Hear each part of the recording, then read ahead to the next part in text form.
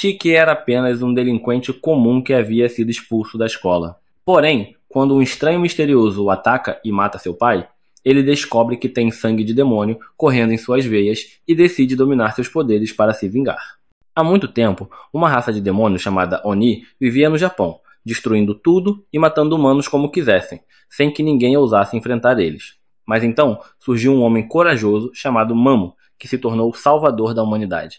Ele atacou a base dos Oni, matando milhares deles, mas isso foi apenas o início de uma longa guerra entre Mamato e os Oni, um conflito que continua até a Era Moderna. Sem saber como essa antiga lenda está ligada ao seu destino, um adolescente chamado Shiki limpa sua coleção de armas de fogo enquanto conversa com um amigo ao telefone. Ele ri ao contar que foi expulso da escola por causa de uma briga e diz que nem se importa, pois já estava cansado de ver a cara feia dos colegas todos os dias.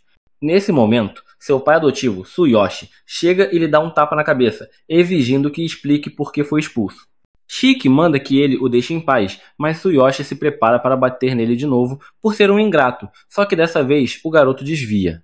Tsuyoshi então pergunta para que servem todas aquelas armas, já que eles administram uma loja de vinhos e não de armas. Shiki provoca dizendo que a loja mal está funcionando porque todos sabem que ele está perdendo clientes. O velho rebate zombando de Shiki por agir de forma arrogante mesmo depois de ser expulso. O rapaz leva para o lado pessoal e diz que nunca será um fracassado como Tsuyoshi, e que se sente aliviado por não terem laços de sangue. Isso fere os sentimentos do homem, mas ele desce para atender uma ligação de negócios.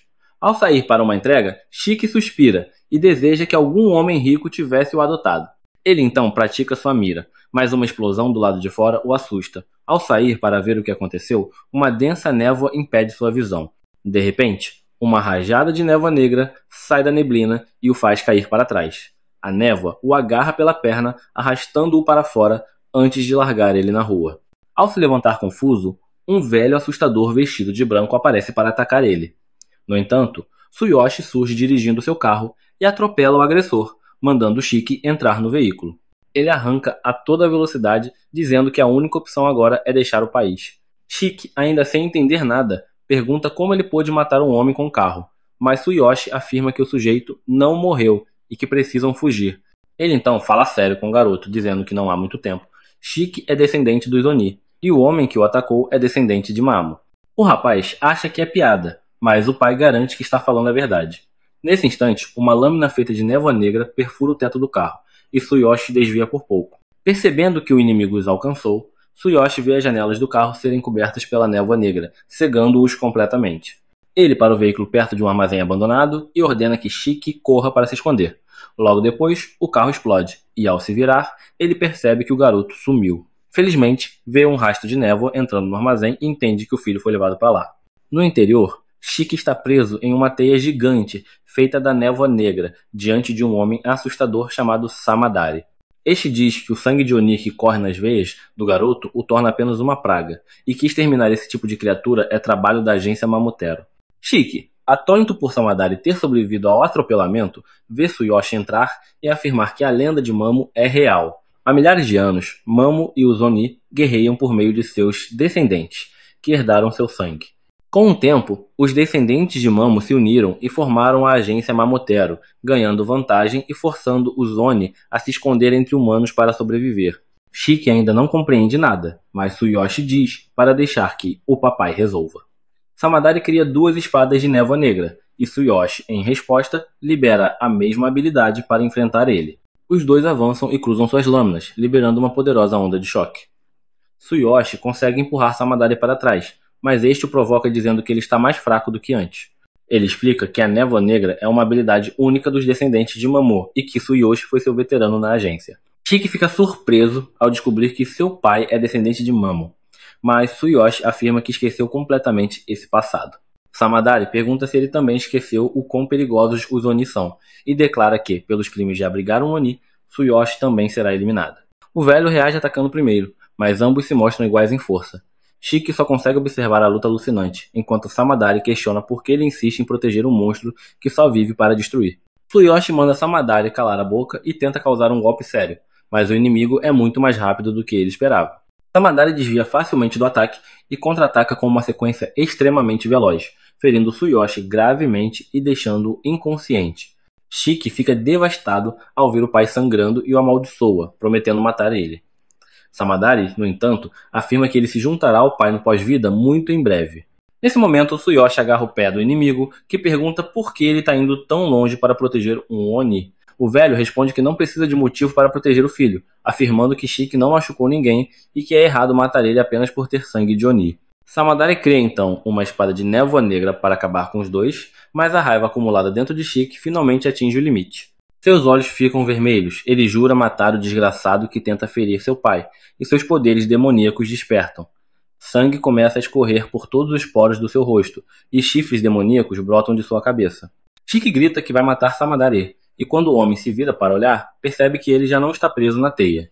Num piscar de olhos, várias armas feitas de sangue surgem ao redor de Shiki, que dispara contra o inimigo. Graças aos reflexos rápidos, Samadari bloqueia os tiros, mas o garoto já desapareceu do lugar. Enquanto Samadari procura onde ele está, percebe gotas de sangue caindo do teto, onde Shiki está pendurado de cabeça para baixo, como um Batman enlouquecido. Vendo seu corpo coberto de sangue, ele entende que Shiki despertou e agora pode lutar, manipulando seu próprio sangue. Mas essa nem é a pior parte de enfrentar um Oni. De repente, o garoto salta contra ele, empurrando-o para trás com golpes poderosos. Samadari rapidamente contra-ataca e corta o braço de Shiki, mas o rapaz recua e regenera o membro instantaneamente. Então, grita de forma insana, e Samadari começa a suar ao perceber que essa luta não será nada fácil. Shiki manifesta seu poder criando várias armas de sangue, forçando o inimigo a usar toda a força e velocidade para bloquear os disparos. Num momento inesperado, Shiki dispara um míssil, e Samadari consegue desviar por muito pouco antes da explosão atrás dele. O homem mais velho é obrigado a recuar diante do ataque implacável, mas tenta virar o jogo arremessando sua espada para abater ele rapidamente. Não adianta. Shiki alcança-o e o chuta para longe.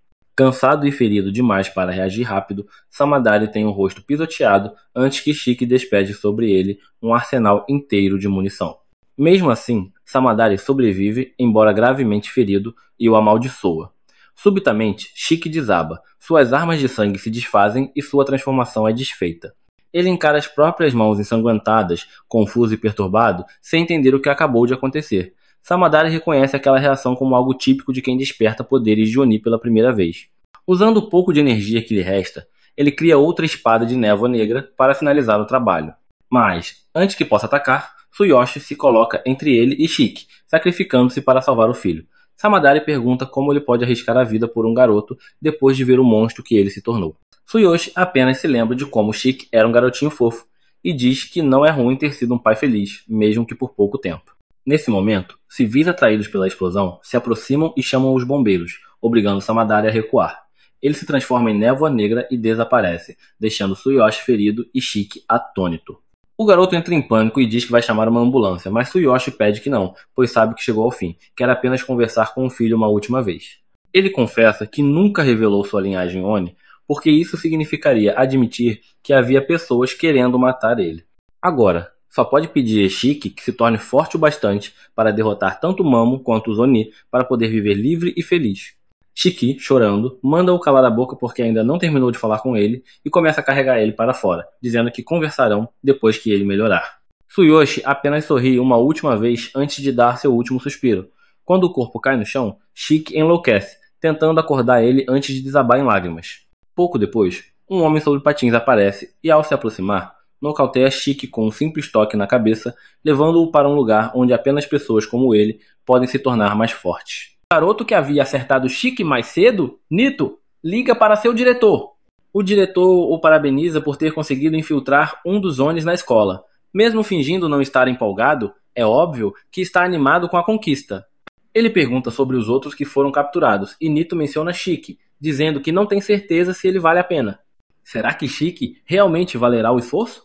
Enquanto está inconsciente, Shiki sonha com os momentos felizes em que costumava brincar no parque sob o olhar atento de seu pai. Mas o sonho muda bruscamente, tornando-se sombrio, ao mostrar Tsuyoshi sendo morto por Samadei. Shiki acorda com um sobressalto, encarando os olhos injetados de sangue de Samadei. Ao olhar ao redor, percebe que está amordaçado e amarrado a uma cadeira em um grande salão vazio. Atrás dele, o skatista que o sequestrou está fazendo flexões de braço com uma só mão, apoiado em seu guarda-chuva. Assim que percebe que Shiki acordou, ele se levanta rapidamente. O estranho se apresenta como Nato, também um Oni, e logo manifesta seus chifres.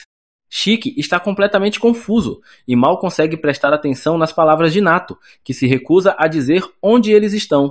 Ele apenas informa que o corpo de seu pai está guardado em segurança em outro lugar e que trouxe Shiki ali para uma avaliação.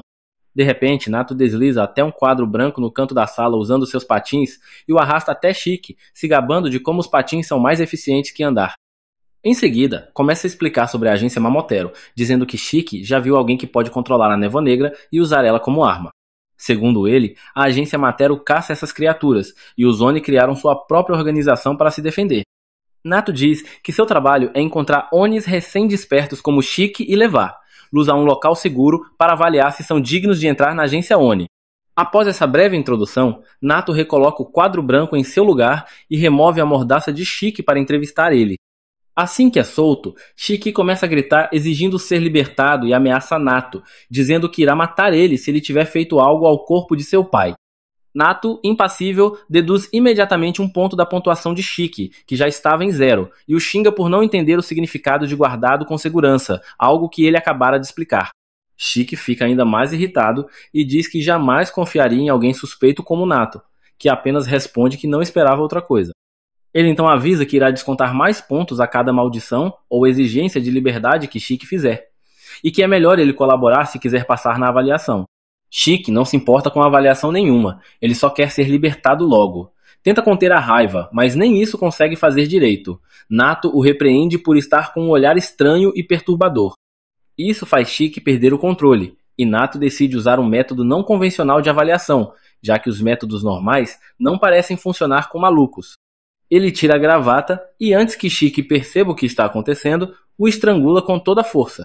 Shiki entra em pânico, sem conseguir respirar, enquanto Nato explica que a verdadeira natureza de uma criatura aparece quando está perto da morte, e é isso que ele quer ver. Shiki tenta resistir com toda a força, mas não consegue se soltar, mesmo quando começa a sangrar por todos os buracos do rosto. Logo perde a consciência, e Nato se decepciona com o resultado. Mas o sangue que Shiki perdeu desperta devido ao seu poder se transforma em espinhos afiados e ataca Nato, que desvia com facilidade. De repente, uma metralhadora feita de sangue aparece apontada para a cabeça de Nato, e atrás dela está Shiki em seu estado berserker. Ele dispara contra Nato e recua após achar que o atacou com sucesso. No entanto, seus ataques não surtiram efeito. Nato havia se protegido cobrindo o guarda-chuva com seu próprio sangue. Ele tira 100 pontos da pontuação de Shiki por não saber usar seu próprio sangue e decide mostrar como se faz mesmo sabendo que Shiki não se lembrará de nada após sair do modo Berserker. Shiki avança contra ele de novo, mas Nato está preparado. Poucos minutos depois, Shiki desperta, derrotado, no chão. Ele não entende o que acabou de acontecer, mas ao olhar para suas mãos vermelhas, entra em pânico, percebendo que perdeu o controle novamente. Nato está calmamente sentado em cima dele, e explica que é normal não lembrar de nada, pois Onis em estado berserker perdem a sanidade. O salão está destruído por causa da luta. Shiki diz para Nato parar com o sermão, já que ele também usa seu sangue como arma. Nato faz seu guarda-chuva de sangue desaparecer imediatamente, dizendo que nunca perdeu o controle porque sabe controlar seus poderes. Em seguida, declara que não há mais nada a dizer, pois Shiki está desqualificado para entrar na agência Oni. Shiki ainda não entende nada do que está acontecendo, mas uma coisa é certa, Nato é absurdamente forte. Engole seu orgulho e implora para ser aceito como discípulo, pois quer ficar mais forte e vingar seu pai. Nato recusa imediatamente, dizendo que alguém que não usa o cérebro ao lutar é sempre o primeiro a morrer em batalhas reais. Chama Shiki de inútil, uma vergonha que não consegue controlar nem a mente nem os poderes, e Shiki usa todas as forças para conter sua fúria. Nato então declara que está na hora de eliminar Shiki, pois um Oni Berserker é um risco para todos. Ele usa um anel especial para cortar o polegar e deixar o sangue escorrer, transformando-o em um guarda-chuva. Nesse momento, Shiki tem uma ideia para fazer ele mudar de ideia. Ele corre para fora do alcance de Nato e depois avança, arrastando o punho no chão até fazer ele sangrar. Nato rapidamente transforma seu guarda-chuva em um escudo pontiagudo, pronto para se proteger de qualquer ataque corpo a corpo, enquanto calcula todos os movimentos possíveis que Shiki poderia fazer. Chique salta no último instante o que já estava dentro dos cálculos de Nato, mas o surpreende ao usar os espinhos para pular para o lado e apontar uma arma feita de sangue direto para o rosto dele. Com toda a sua concentração, Chique dispara um tiro poderoso que o lança para trás com um recuo. Ele mal acredita que conseguiu atingir Nato, mas logo descobre que mais uma vez falhou. Nato bloqueia a bala de sangue com o dedo e a despedaça, sem dar qualquer crédito ao ataque, dizendo que Chique usou metade do modo Berserker só para tentar golpear ele. Quando Chique parece prestes a perder o controle de novo, Nato decide encerrar ele com seu golpe especial. Ele cria uma jaula protetora ao seu redor e invoca arqueiros feitos de sangue, prontos para atirar. No entanto, ao ver que Chique está lutando contra seus impulsos e começando a controlar seu poder, Nato cancela o ataque. Chique sente orgulho de ter conseguido dominar sua energia, mas cai no chão, exausto por ter usado demais. Nato fica incrédulo. Chique não só controlou seus poderes, como também suprimiu o modo Berserker, algo que poucos são capazes de fazer. Ele pergunta como ele conseguiu tal feito, e Chique, com um sorriso maroto, diz que só revelará se Nato aceitar ele como subordinado. Nato diz que vai pensar a respeito, e Chique toma isso como um sim. Ele conta que, no começo, não entendeu o que Nato queria dizer ao falar sobre controlar o sangue, mas quando viu cortando o dedo e transformando o sangue em uma arma, teve uma ideia. Achou que, como ambos eram Onis, poderia imitar o gesto, e para sua surpresa, funcionou. Ele não entende os detalhes, apenas deixou o braço sangrar e mentalmente gritou para que aquilo se transformasse em uma arma. Ainda empolgado por ter acertado na tentativa, Chique pergunta o que Nato acha. Nato responde que é um completo absurdo, pois não é assim que as coisas funcionam. Segundo sua experiência, adolescentes burros e emocionais como Chique têm enorme dificuldade em controlar o sangue. Pessoas racionais e calmas como ele, sim, têm maiores chances de dominar seus poderes. Mesmo assim, reconhece que Chique tem um instinto bruto que obriga seus poderes a obedecer ele à força, um método extremamente grosseiro, mas que pode gerar um poder explosivo. Ele começa a refletir sobre o que fazer com esse caso tão único, quando Chique diz que precisa de poder para vingar seu pai e matar o homem que o assassinou. Se Nato aceitar ele como discípulo e ensinar tudo, ele se tornará útil. Nato recusa, dizendo que pessoas como Chique, que nem sabiam que podiam controlar seu poder e apenas apostaram na sorte, são perigosas para a sociedade. Transformando seu guarda-chuva em uma lança, Nato ameaça perfurar ele, mas no fim apenas crava a arma no chão ao lado da cabeça de Chique. Ele diz que não pode aceitar ele como subordinado, mas sim como aluno, o que confunde Chique, já que para ele os dois papéis parecem iguais. Nato afirma que Chique passou no teste por pouco e terá agora a chance de provar seu valor. Como Chique ainda não entende nada, Nato decide começar do básico. Explica que eles estão em uma ilha chamada Porta do Inferno, conhecida antigamente como Onagashima, local onde o Mamo original massacrou demônios. Hoje é um refúgio seguro para os Onis. No centro da ilha está a Academia Hazetsu, uma escola militar que treina Onis para combater a agência Mamotero. Chique se assusta ao saber que está em uma ilha, mas Nato dá um peteleco em seu rosto e diz que isso não importa. O importante é que a Academia Hazetsu vai ensinar ele desde educação geral, controle do sangue Oni, técnicas de luta, até a história entre os Materu e os Oni. Nato revela que é o professor responsável pela turma de Chique e começa a explicar mais sobre o funcionamento da academia, mas isso já é demais para o cérebro minúsculo de Chique assimilar.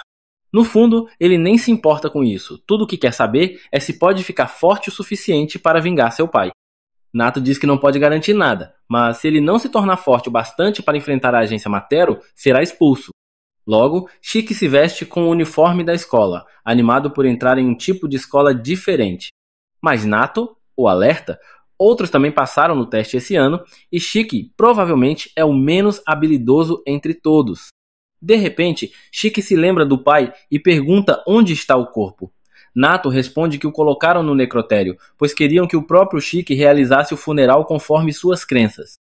Ele fica abatido ao pensar na morte do pai, e Nato o repreende, dizendo que ficar deprimido é perda de tempo. Se ele quer vingança, precisa focar em ficar mais forte. Chique comenta que Nato parece ser um cara legal no fim das contas, o que deixa Nato envergonhado, fazendo-o sair correndo, dizendo que se Chique não chegar na sala antes dele, será expulso. Chique consegue acompanhar ele. E enquanto pensa em como entrar na sala da melhor forma para gerar o máximo de aura, Nato simplesmente o chuta a porta dentro. Sentindo que entrou de maneira ridícula e perdeu pontos de aura, Chique, com o nariz sangrando, pede lenços a um garoto mascarado chamado Jin. Jin se revela ainda mais sombrio e cheio de atitude do que o próprio professor Nato. Ele olha para Chique com desprezo e diz para ele parar de falar com ele. Chique, irritado com a arrogância, começa a provocar ele por ainda não ter manifestado seus chifres. Em resposta, Jin faz seus chifres aparecerem com facilidade e afirma que só novatos burros que não conseguem controlar os próprios chifres os exibem o tempo todo. Esse comentário ofende outro aluno chamado Akari, que também tem dificuldades em controlar os seus. O clima começa a ficar tenso na sala de aula, com Chique ficando cara a cara com Jin, e parece que uma briga vai estourar a qualquer momento. Mas, antes que algo aconteça, Nato aparece repentinamente atrás deles, e Chique se dá conta de que está sentado bem ao lado de Jin, sem sequer perceber quando foi colocado ali. Join também está surpreso, mas Nato não se importa com o espanto dos alunos. Ele diz que não tem tempo para lidar com as birras deles. Em vez disso, anuncia que a primeira aula será uma brincadeira de pega-pega. Ele leva todos os alunos para a floresta e diz que eles têm 1 hora para voltar para a escola sem serem pegos por ele. Nato então declara que qualquer um que não conseguir voltar dentro do tempo será expulso, ignorando completamente as reclamações de Chique. Nato ainda explica que os alunos estão liberados para usar seus poderes, mas ele só utilizará os dele se alguém entrar em modo berserker. Jin responde com confiança, dizendo que pode acabar morto se não usar seus poderes, ao que Nato responde friamente que, se alguém conseguir matar ele, se formará instantaneamente e poderá entrar em qualquer esquadrão para lutar contra a agência Mateiro. Ele deixa claro que a escola serve para preparar-los para os desafios da vida real e que irá testá-los a cada passo do caminho. Quando pergunta se todos estão prontos, Chique responde com determinação, dizendo que vai dar tudo de si e passar em todos os testes. Este é o primeiro teste para Chique e os outros estudantes admitidos na Academia Hetsu, cujo nome oficial é Onitag. Para explicar as regras do Onitag, os participantes devem retornar à academia dentro de 1 hora sem serem pegos pelo jogador que está atuando como o Ichi, neste caso, o professor da sala deles, Naito. Naito menciona mais uma regra. Os estudantes precisam ter em mãos uma das 2 orbes especiais para alcançar o objetivo. Logo após dizer isso, Naito arremessa as 2 orbes para longe, informando que, mesmo que os alunos consigam voltar à academia, não será válido se não tiverem uma orbe com eles. Guji pergunta a Naito como todos poderiam passar se só existem 2 orbes por rodada. Antes que Naito possa responder, Ikari percebe que os alunos terão que lutar entre si pelas orbes. Naito confirma essa informação e explica que eles serão divididos em 3 grupos. Os alunos terão que lutar dentro dos seus grupos para obter a orbe. Ele escolhe Omar, Chique e Jin para o primeiro grupo, coloca Segundo e Guji no segundo grupo, e os 2 restantes, Hokuro e Kima, ficam no terceiro grupo. Como os grupos 2 e 3 têm apenas 2 membros cada, eles só terão acesso a uma orbe. Isso significa que, enquanto o grupo 1 poderá ter até 2 vencedores, os grupos 2 e 3 terão apenas 1 vencedor cada. Assim, pelo menos 3 dos estudantes novatos serão expulsos da academia. Sem mais nada a explicar, Naito manda todos se prepararem. É então que Chique interrompe, gritando que não quer estar no mesmo grupo que Jin, chamando-o de esquisitão mascarado. Naito deixa claro que, se algum aluno tiver objeções às regras estabelecidas pelo professor, está livre para sair da academia, e isso inclui Chique. E como ele não quer ser expulso, não tem outra escolha senão aceitar as regras. Omari, bastante tímida, se aproxima de Chique com relutância e diz que não é boa sendo o Oni, então fará o possível para não atrapalhar ele durante o jogo. Chique, por sua vez, não acredita que uma garota de verdade tenha se aproximado dele. Em toda sua vida, meninas sempre se afastaram por ele ser um delinquente. E agora, ao falar pela primeira vez com uma mulher de verdade, ele se apaixona imediatamente, prometendo proteger ela a qualquer custo. Omari explica, um pouco desconfortável, que não é isso que ela queria, apenas queria se familiarizar com ele. Ela então vai falar com outro colega de grupo, Jin, mas ele a ignora completamente, deixando-a em lágrimas. Como prometido, Chique aparece para proteger o orgulho de Omari e amaldiçoa Jin por fazer ela chorar. Ele tenta acalmar ela, dizendo que alguém tão fofa quanto ela não deveria estragar o rosto chorando. Depois se corrige, dizendo que na verdade chorar a deixa ainda mais fofa. E então se corrige novamente, dizendo que ela ficará ainda mais bonita se sorrir, encorajando-a e sussurrando que apenas os 2 deveriam trabalhar juntos e passar no teste. Agora que Omari se acalmou, Chique volta sua atenção para Jin e começa outra briga. Jin, completamente impassível, chama Shiki de buscador de atenção, por tentar provocar confusão a cada 5 segundos. De qualquer forma, Jin diz para Shiki desistir, acreditando que ele será expulso da academia. Mas Shiki declara que tem um objetivo e que vai se formar para alcançar ele. Jun zomba dizendo que o objetivo de Shiki deve ser tão insignificante quanto a existência dele, o que faz Shiki ferver de raiva. Antes que ele possa começar mais uma briga inútil e perder o tempo de todos, Naito o impede e manda o grupo 1 entrar na área de teste. Ele explica que, quando o grupo 1 terminar a prova, os grupos 2 e 3 farão o teste sequencialmente. Enquanto Shiki e Jin entram rapidamente para procurar a orbe, Omari fica para trás, hesitante e sem saber o que fazer. Enquanto corre pela floresta, Jin nos dá uma pista sobre seu verdadeiro objetivo: entrar para uma unidade específica para encontrar uma certa pessoa. E para alcançar esse objetivo, ele está disposto a tudo, até mesmo matar Naito, pois isso lhe garantiria a graduação imediata e a escolha da unidade Oni que quiser. Enquanto isso, Shiki persegue Jin, determinado a lhe ensinar uma lição por menosprezar seu sonho. Armado com um bastão de madeira, Shiki o ameaça, dizendo para ele retirar o que disse ou lutar. Cansado de aguentar Shiki, Jin tira sua máscara por um instante, revelando um rosto horrivelmente marcado por cicatrizes, e se prepara para a luta. Shiki não se intimida nem um pouco e diz para Jin vir com tudo. Jin ativa seu sangue Oni, moldando-o com precisão em várias brocas presas ao seu braço direito. Shiki, por outro lado, mal consegue controlar seu próprio sangue Oni e começa a perceber que talvez tenha cometido um erro ao iniciar essa luta. Mesmo assim, ele admite para Jin que ainda não é bom em ser um Oni, mas deixa claro que não vai recuar, pois precisa defender a honra da morte de seu pai, que Jin havia chamado de insignificante. Join, que não sabia disso, parece ainda mais animado para acabar com Shiki ao descobrir esse motivo. Shiki morde os dedos, tentando mais uma vez transformar seu sangue em arma, mas diferente da luta contra Naito, ele falha. Sem escolha, ele continua com o bastão de madeira.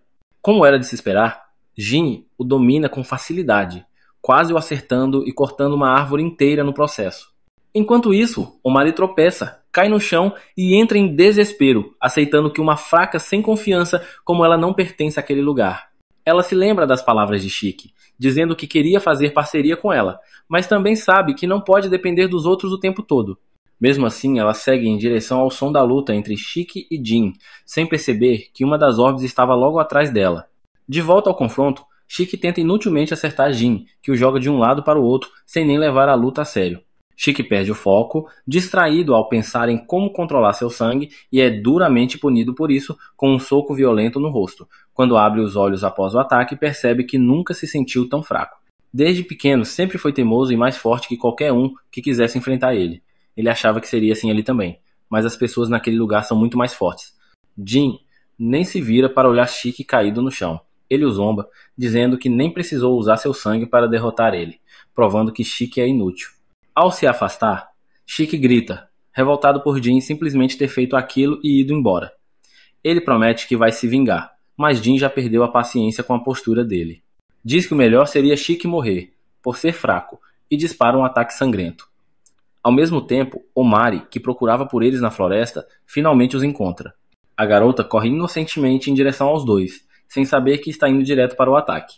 Ela sorri ao ver o poder se aproximando, sem perceber o perigo. O clima se torna tenso, já que o ataque poderia acabar com todos ali, mas Shiki, que prometeu proteger ela, corre para salvar ela. Ele a segura e protege com o corpo, e quando o ataque passa, ele a solta, mas está gravemente ferido e seu sangue escorre sobre o corpo dela. Shiki vai confrontar Jin, perguntando por que ele fez algo tão perigoso e colocou todos em risco. Jin não demonstra remorso. Diz que não é culpa dele se os outros são fracos, e que, por isso, merecem morrer. Omari vê o ferimento em Shiki e se sente culpada. Ela abaixa a cabeça e se desculpa, mas ele insiste que ela não é a culpada, e sim Jin. Mesmo assim, ela continua pedindo perdão, e suas lágrimas se transformam em sangue. A partir dessas lágrimas, um monstro horrível surge, um Oni deformado e coberto de sangue. O sangue dos Onis pode gerar várias formas, e Omari sabe o quão perigosa essa criatura é. Ela clama para que todos fujam, pois o monstro vai matá-los. A criatura os ataca com força, e tudo indica que esse pode ser o fim. Enquanto isso, Naito observa a cena, e o diretor da academia fala com ele. O diretor lembra que esse deveria ser apenas um dia de orientação, mas Naito transformou a situação em um campo de guerra. Naito responde que o que ele está ensinando vai além de qualquer orientação teórica, é algo mais produtivo.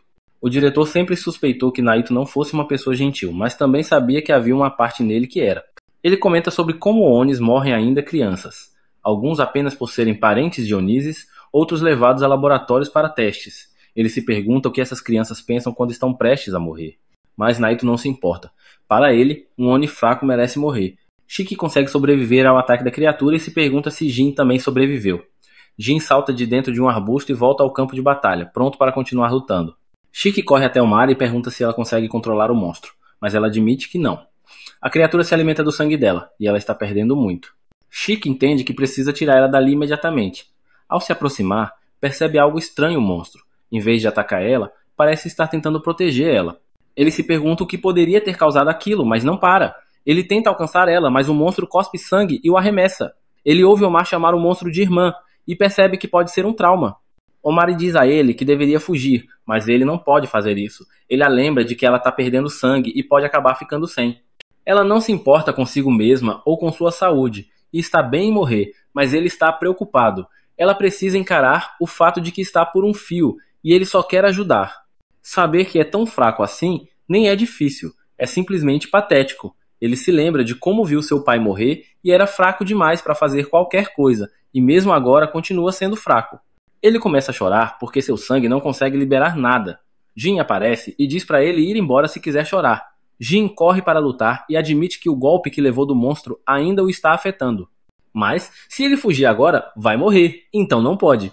Ele se fere para liberar seu sangue e ativa a liberação de sangue do Eclipse. Jin libera duas armas diferentes, o que choca Naito, que os observa de longe. Requer muito controle de sangue para um Oni, especialmente um tão jovem, conseguir liberar duas armas com sucesso. Liberar uma arma através do sangue exige trabalho mental intenso.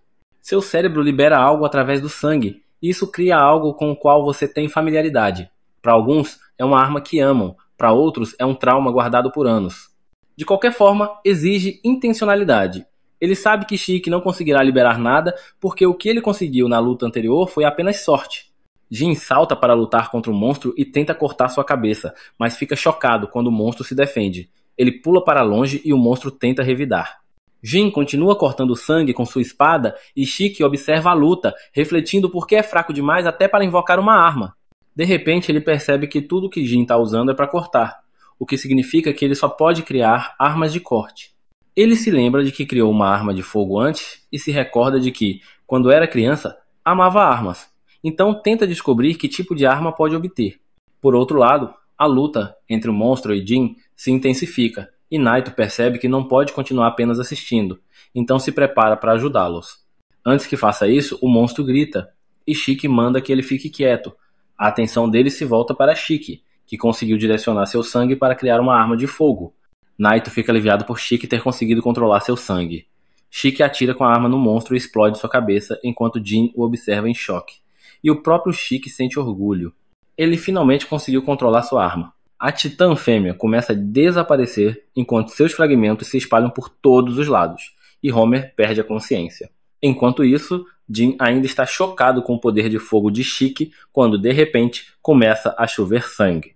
No entanto, logo percebe que era apenas o sangue espalhado no ar pelo ataque anterior de Shiki, e que em seguida se transforma em chuva normal. Já então entende que o ataque de Shiki não apenas matou a Titã fêmea, mas também alterou o clima. Shiki, por outro lado, nem pensa nisso. Ele começa a se dirigir até Homer para ver se ela está bem, mas sua visão fica turva e ele cai no chão, incapaz de se mover. Nesse momento, Nato aparece, explicando que ele liberou uma quantidade absurda de sangue e por isso seu corpo não tem mais forças.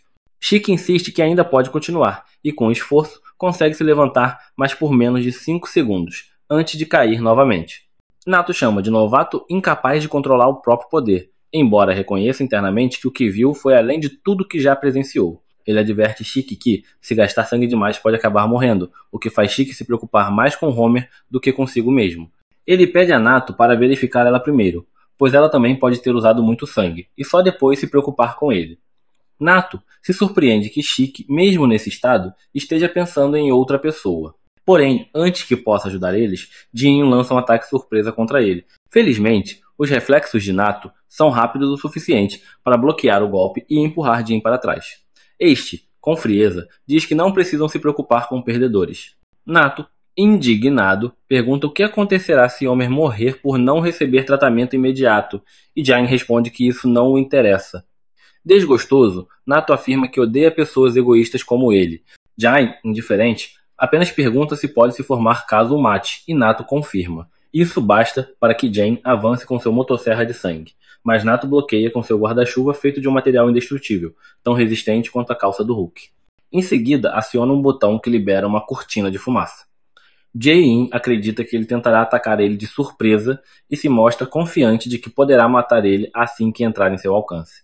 No instante seguinte, porém, é atingido por balas rápidas e precisas, forçando-o a se abrigar atrás de uma árvore. Nato continua disparando balas de borracha com seu guarda-chuva multifuncional, avisando que elas não matam, mas causam dor extrema, especialmente porque mirou propositalmente na mão ferida de Jin para causar o máximo de dano. Jae-in percebe que Nato pretende manter distância, acreditando que ele só sabe lutar de perto, mas revela ter truques para esse tipo de situação. Ele sai da cobertura, desviando das balas, e lança lâminas voadoras. Nato desvia facilmente, mas se surpreende com a versatilidade do inimigo. Juwain então continua o ataque, surgindo atrás de Nato no ar, acreditando que ele não terá como se defender. No entanto, Nato arremessa uma bomba, e Jin entra em pânico até descobrir que é apenas mais uma bomba de fumaça. Convencido de que Nato atacará de longe outra vez, não percebe o movimento dele por trás e acaba recebendo um golpe esmagador nas costas, quase partindo sua coluna.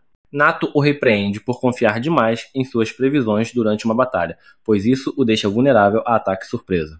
Exausto e ferido demais para se mover, Jane ainda tenta resistir, forçando Nato a inverter o guarda-chuva e usar ele como uma gaiola para prender ele.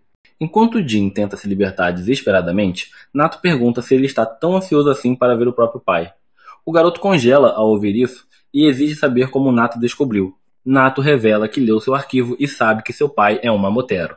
Essa revelação deixa Chique surpreso, pois percebe que ambos têm passados semelhantes, mas Jin reage com puro ódio, confessando que seu pai não apenas é um mamotero, como também foi o responsável por destruir sua vida. Matou sua família, fez experimentos nele e deixou cicatrizes por todo o seu corpo. Jin se lembra de ter sobrevivido comendo lixo e alimentando um ódio crescente, jurando que um dia matará o próprio pai, mesmo que isso custe sua vida. Tomado pela fúria, Jae-in libera uma onda repentina de energia, conseguindo arrancar a gaiola que o prendia. Contudo, antes que possa agir, Nato o agarra pelo rosto e o esmaga contra o chão, chamando-o de garoto estúpido. Ele o alerta que, se morrer perseguindo um objetivo sem pensar, será apenas um idiota que nunca verá seu sonho realizado. Ele diz a Jin para viver com o propósito de realizar seu sonho, mesmo que isso signifique aceitar a derrota e a humilhação. Com essas palavras, Jin finalmente para de se debater, imobilizado pela situação. Nato então entra em contato com a escola para solicitar a presença de uma enfermeira, informando que há um aluno ferido. Ele comunica que Homer foi retirado do teste devido à perda de sangue e que Jin está preso. Enquanto isso, Chique permanece de pé, e Nato avisa que restam apenas 6 minutos até o fim do tempo limite. Segurando uma das bolas nas mãos, Nato dá a Chique duas opções: tentar tomar a bola dele ou encontrar a bola restante em 5 minutos e chegar à escola. Chique reclama que isso não é justo, mas reconhece que não tem escolha a não ser seguir as regras de Nato. Determinado, ele sai correndo, e Nato decide seguir ele para observar suas ações. Enquanto isso, Jane está sentado em silêncio, amarrado a uma árvore, quando de repente, Chique surge dos arbustos próximos. Ele se aproxima de Jane e propõe libertar ele, mas com uma condição: eles precisam trabalhar juntos. Jane fica surpreso com a oferta, e Chique argumenta que nenhum dos dois pode derrotar Nato sozinho, mas, juntos, tem uma chance. Jin, orgulhoso, recusa ajuda, dizendo que ser resgatado por um idiota, como Chique feriria seu orgulho. Chique, sem paciência para discutir, questiona se o orgulho de Jin é mais importante que seus objetivos, já que ficar ali sentado não o levará a lugar algum. Intrigado, Jin pergunta por que Chique se importa tanto, e ele revela que seu pai também foi um mamateiro, o que deixa Jin atônito. Chique, em um momento inspirado, faz uma referência a Naruto, dizendo que eles são iguais, compartilhando um laço em comum. Enquanto isso, Nato procura por Chique, e ao não encontrar ele, começa a duvidar se ele voltou.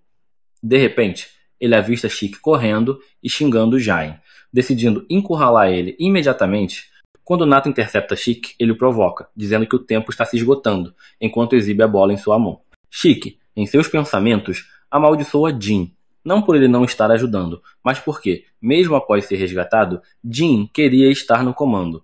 Nesse momento, Jae-in salta de cima sobre Nato, mirando a bola, mas Nato desvia facilmente. No entanto, o ataque era apenas uma distração. Jin lança uma pedra amarrada a uma corda, que rapidamente prende Nato. Shiki agarra a outra ponta da corda e juntos, ele e Jin começam a puxar Nato com toda a força. Nato, confiante, crava os pés no chão, certo de que os dois não têm resistência suficiente para vencer ele. De repente, Jin dispara uma lâmina de sangue em direção a Nato, forçando-o a desviar. O movimento desequilibra Nato, e Shiki aproveita a oportunidade, correndo e acertando a bola, que sai das mãos de Nato e cai perto de Jin.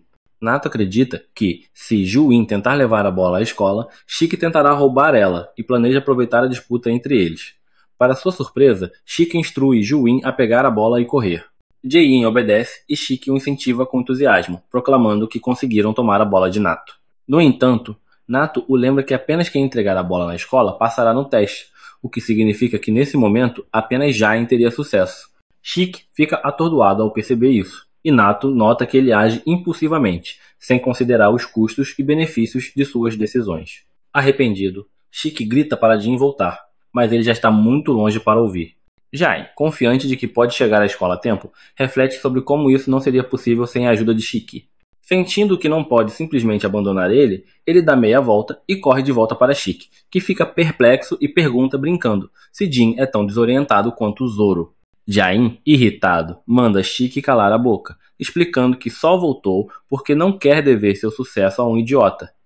Ele prefere falhar e alcançar seu objetivo por conta própria.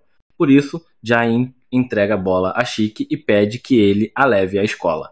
No entanto, antes que possam finalizar o plano, uma pequena criatura rosa aparece correndo em alta velocidade e para entre eles. Nato interrompe o teste, imediatamente, alertando que não devem lutar na presença de Muku, o animal de entrega de alta velocidade. Ele sabe que Muku só é enviado em emergências. Ao ativar o rádio nas costas da criatura, Nato recebe um pedido de reforço da filial Kyoto, que está sob ataque da agência Mamotero, fora da zona de testes. Enquanto isso, os outros alunos aguardam sua vez, presumindo que Shiki, Jin e os demais falharam, já que o tempo limite expirou. Nesse momento, Nato retorna com Shiki e Jin, informando aos estudantes que a filial de Kyoto está em grave perigo e precisa de reforços, então o teste será suspenso. Eles embarcam imediatamente em um barco rumo à filial de Kyoto. Os alunos têm opiniões mistas sobre entrar em um campo de batalha tão cedo, mas Nato esclarece que eles não lutarão, apenas darão suporte aos verdadeiros combatentes. Ele leva os estudantes para um restaurante de aparência comum, onde uma velha assustadora os recebe. Ao chegarem à sala de estar, a mulher revela uma escadaria secreta subterrânea que os conduzirá ao seu destino.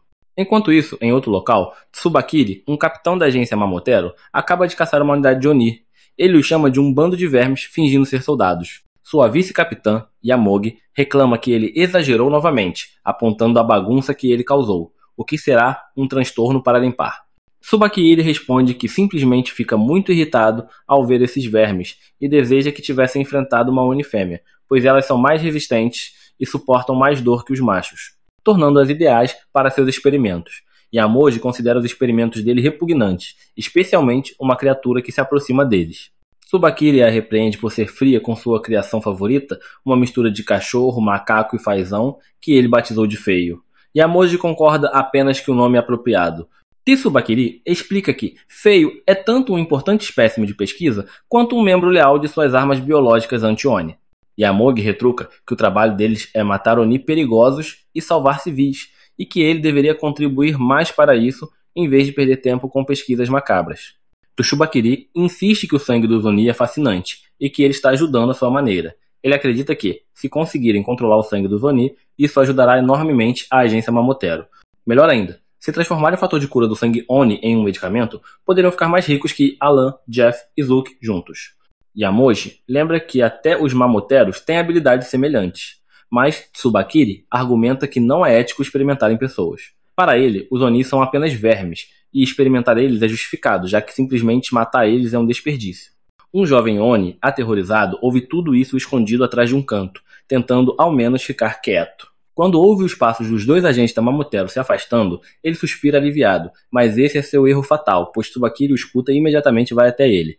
A criança entra em pânico, e Tsubakiri decide levar ela ao laboratório. Yamogi sugere nocautear ela para evitar problemas, mas, ao tentar sedar ela sem anestesia, uma gota de sangue respinga no casaco de Tsubakiri. Yamoji percebe que isso trará problemas, não para ela, mas para o jovem Oni. Tsubakiri se aproxima e começa a chutar ele, dizendo que, embora seja fascinado pelo sangue dos Oni, considera-o algo imundo e não tolera sujar seu uniforme.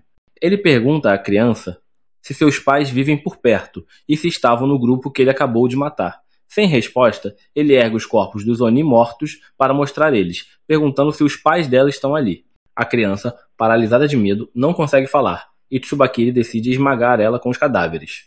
Yamogi fica horrorizada, pois, de todas as habilidades dos mamoteros que já viu, a de Tsubakiri é a mais diabólica.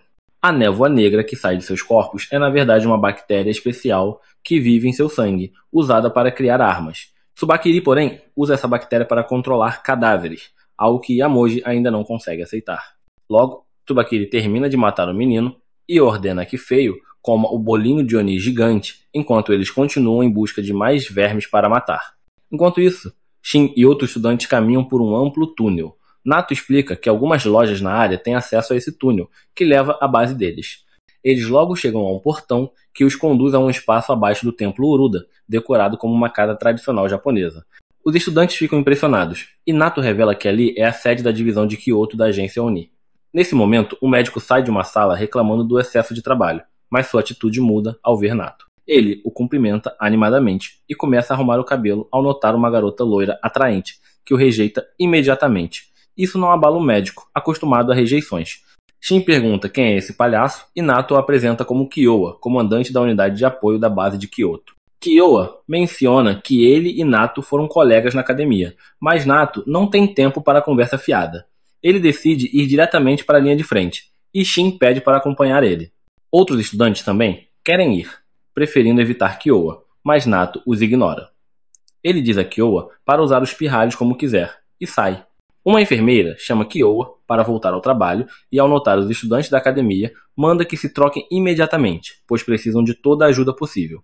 Eles vestem uniformes de assistentes de enfermagem e vão para o hospital improvisado, onde dezenas de Oni feridos gritam de dor. Um deles, recém-chegado, perdeu as pernas e tem ferimentos graves. Shiki fica horrorizado com seu estado, e a enfermeira diz que ele tem no máximo 3 minutos de vida. Kyoa, sorrindo, assegura que não o deixarão morrer. Shiki o confronta, pedindo que não faça promessas falsas, mas Kyoa aprecia sua honestidade e bondade. Ele diz ser uma figura importante ali e decide mostrar às crianças como o verdadeiro trabalho de apoio é feito. Em outro local, Tsubakiri e Umogi acabaram de lidar com o capitão e a vice-capitã de outro grupo, deixando os Oni sobreviventes aterrorizados.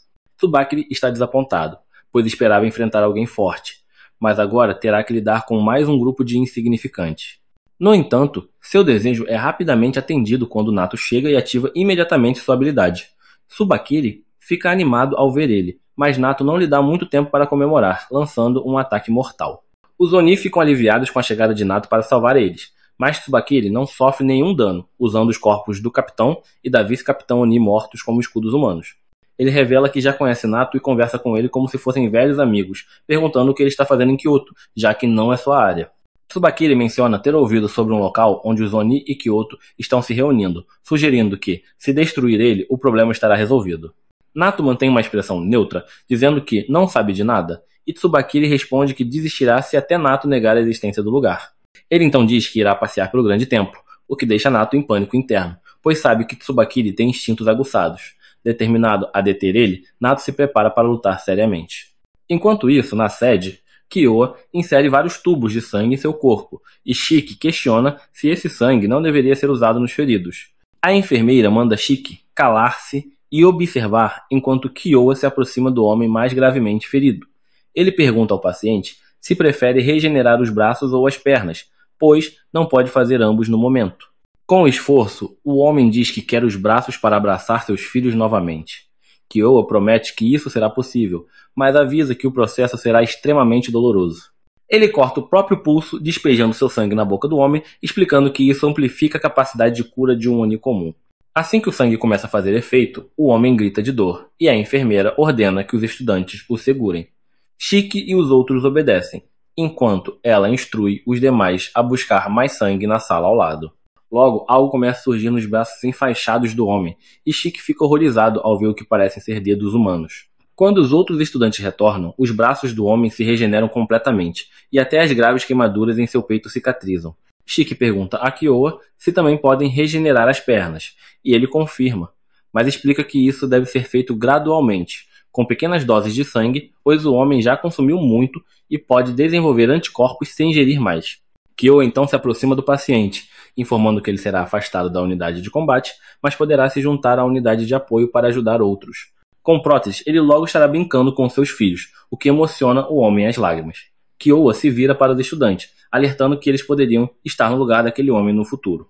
Ele reconhece o desejo de glória nas linhas de frente, mas lembra que os combatentes só lutam com coragem porque há uma unidade de apoio para proteger eles. Shiki e outros ficam impressionados e se oferecem para ajudar Kyoa de qualquer forma.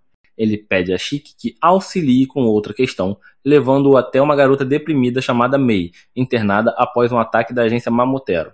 Seus pais estão desaparecidos, e Kyoa acredita que a bondade de Shiki pode confortar ela. Shiki aceita a tarefa e conversa com Mei, que, aos poucos, se abre. Ele pergunta sobre a escola, e ela revela que nunca frequentou uma.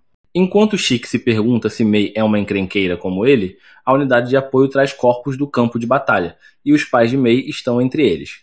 Ela desaba em lágrimas ao ver eles, e Kyoa comenta que, mesmo com o tempo, nunca se acostuma com cenas tão dolorosas. No entanto, há um plano mais sombrio por trás dos corpos.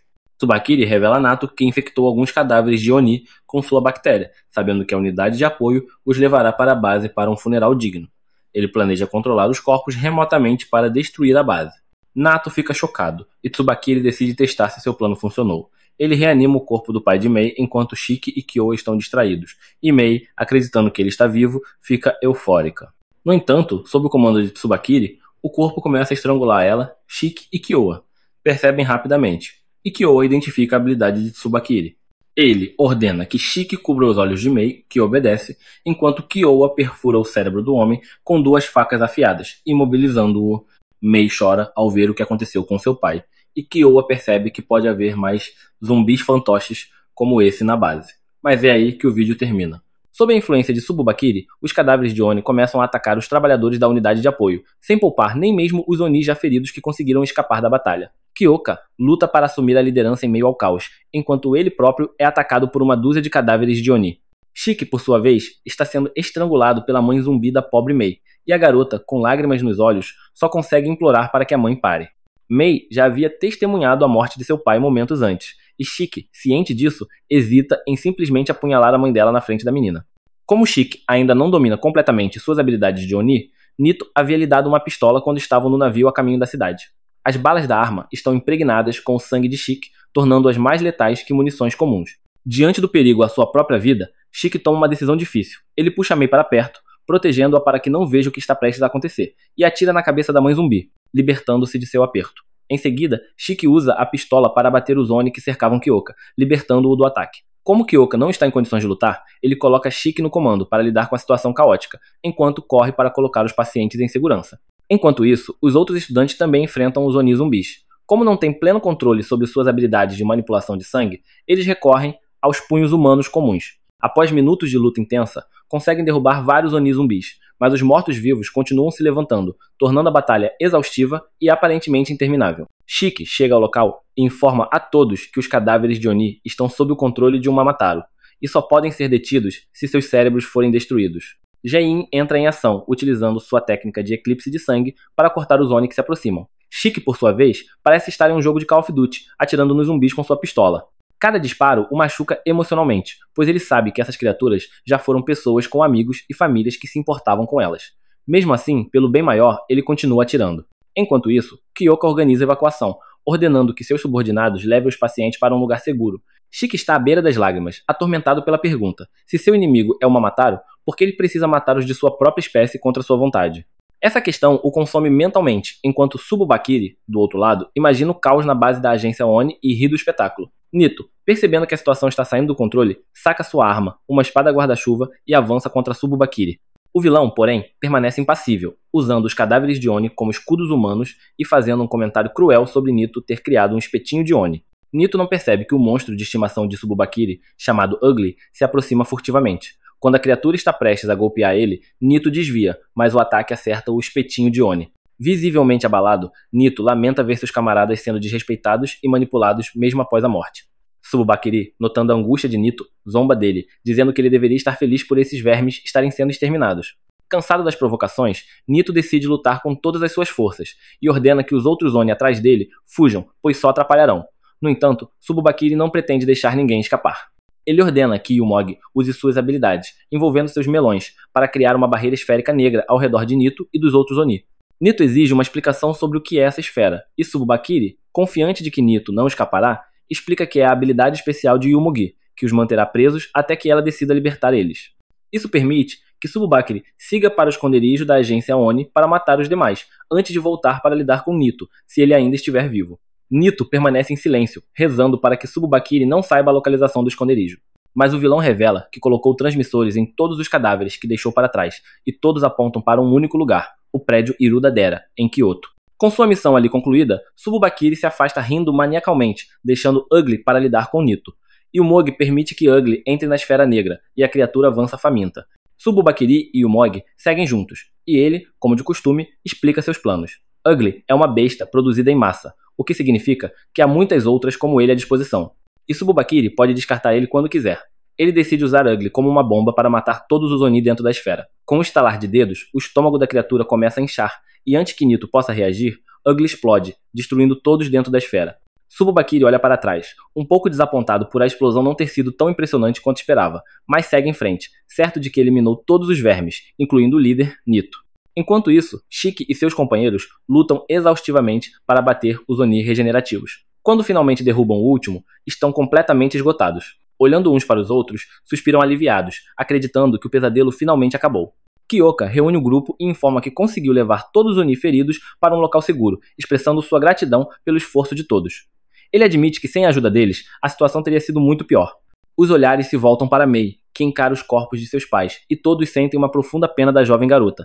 Eles se aproximam para confortar ela. Kyoka tenta demonstrar empatia, enquanto Shiki se sente ainda mais culpado, pois foi ele quem atirou nos pais dela. Com o peso da culpa, ele pede desculpas por ter ela feito presenciar uma cena tão trágica, lembrando-se da sensação horrível que sentiu ao puxar o gatilho. Para a surpresa de todos, Mei, com uma expressão serena, diz que não precisam se sentir mal. Ela revela que viveu toda a sua vida com medo, mudando de esconderijo em esconderijo, sem nunca ter a chance de frequentar uma escola. Ela sempre soube que um dia como aquele chegaria, embora não soubesse quando, e assegura que não há motivo para preocupação com ela. Suas palavras, ao invés de tranquilizar Shiki, o preocupam ainda mais. Como uma garota tão jovem, que acabou de perder os pais, pode estar consolando-os em vez de chorar? Ele reflete sobre como o mundo se tornou um antro de terroristas, incapaz de imaginar uma criança sendo tão madura. Quando tinha a idade de Mei, Shiki sonhava em ser um super-herói, inspirado pelos programas que assistia, lembrando-se de como seu pai o olhava com orgulho enquanto ele fazia o sinal de super-herói com as mãos. Ele acreditava que os Mataru deveriam ser os heróis que protegem o mundo, garantindo um lugar seguro para todos. No entanto, agora percebe que aqueles que deveriam melhorar o mundo são, na verdade, os vilões que o destroem. Determinado, Shiki decide que, se os supostos heróis são os verdadeiros destruidores, ele próprio se tornará um vilão para mudar isso. Abraçando Mei, ele faz um juramento solene, prometendo criar um mundo onde ela possa sorrir novamente em segurança. Será que ele conseguirá cumprir essa promessa? Ele a segura contra o peito, enquanto os outros Oni observam em silêncio, refletindo sobre a dura realidade de suas vidas, vistas como meros objetos de exploração pelos Momotaro. Após esse momento de luto, não há escolha senão seguir em frente. Kyoka chama Jin e diz que precisam mover os restos mortais de seus companheiros caídos e dar a eles um enterro digno. Ele se oferece para levar Jin ao crematório, mencionando que o local fica no caminho para o esconderijo, embora tenha certeza de que ninguém notou isso ao chegar. Em tom de brincadeira, ele acrescenta que, não fosse pela tragédia, jamais teria mostrado o lugar a eles. Suas palavras, porém, não alcançam Jin, que está imerso em pensamentos sobre tudo o que testemunhou. Enquanto isso, Shiki e os outros tentam carregar os corpos, mas eles são pesados demais para Shiki. Ele nota que um de seus colegas está parado, sem ajudar, e o acusa de preguiça. O garoto, no entanto, explica que está refletindo profundamente sobre algo importante, afirmando ser o único com uma visão lógica no grupo. Ele aponta que o fato de os cadáveres terem se voltado contra eles indica a possibilidade de que o esconderijo esteja comprometido e que os Momotaro estejam por perto. Inteligente, o garoto revela que sua habilidade especial é voltada para reconhecimento. Ele pode usar seu sangue para detectar ameaças no raio de 5 km, distinguindo se são Momotaro ou Oni. Utilizando seu poder, ele libera seu sangue e varre a área, detectando subitamente a presença de Tubakiri e Yumog nas proximidades. A cena então muda para a entrada de Mizumoto, o esconderijo dos Oni. Tubakiri encontrou o local e já eliminou o guarda. Empolgado, ele entra em contato com a sede da agência, pedindo que enviem os cães criados por seus experimentos para o local. Quando questionado sobre o que está fazendo, ele responde, em tom de deboche, que se trata de uma exploração de Oni e que, para realizar uma terminação em massa de Oni, ele precisará dos cães. Ele solicita um cão específico reservado para ocasiões especiais. Antes de encerrar a ligação, Tsubakiri lembra que, na última reunião dos Momotaro, foi mencionado um Oni especial. Ele pede o arquivo desse Oni também. E o Mod observa as escadas escuras que levam ao esconderijo e presume que o lugar é profundo, provavelmente abrigando muitos Oni. Ela sugere enviar veneno pelas escadas para matar alguns antes de entrarem, mas Tsubakiri, com uma risada maligna, rejeita a ideia. Ele declara que entrará pessoalmente, perguntará o nome de cada Oni antes de matar eles, pois está em busca de um Oni chamado Shiki. Esse Oni especial ele não deseja matar, em vez disso, quer capturar ele vivo, para realizar experimentos e descobrir mais sobre seu poder único. Com um entusiasmo perturbador, Tsubakiri desce as escadas, pronto para explorar. Para Shiki, que ainda não domina seus poderes, a situação promete ser extremamente desafiadora.